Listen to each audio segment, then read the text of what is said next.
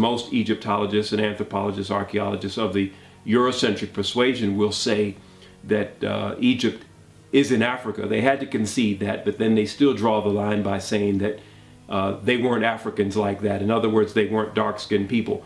And of course, this is all part of the Great Deception. And the reality is that if they give up Egypt, ancient Kemet, if they give that up and say that that was a part of black Africa, then they will also have to give up Israel. And that's why they draw the line at Egypt, because if they give up Egypt, they've got to give up Israel. Now, we're going to go over here, and I'm going to show you where Israel sits on the African tectonic plate, which means that Israel is northeast Africa.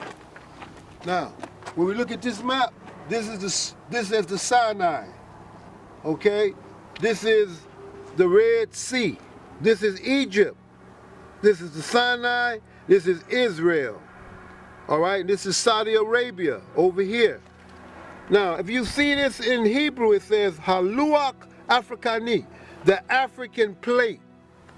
Here it is right here. Israel is sitting right here.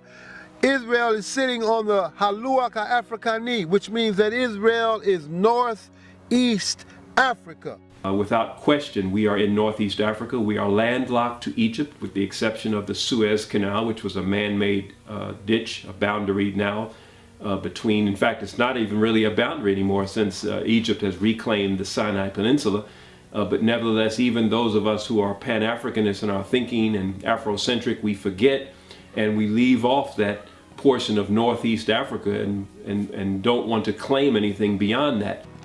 Europeans classified this area as the Middle East, you know, and then since this the Middle East, the other question, where the Middle West, where the Middle North, and where the Middle South? They don't have no geographical terms like that. And the only reason why they use that term, Middle East, because it disconnects the proper connotation that should go with describing this land geographically.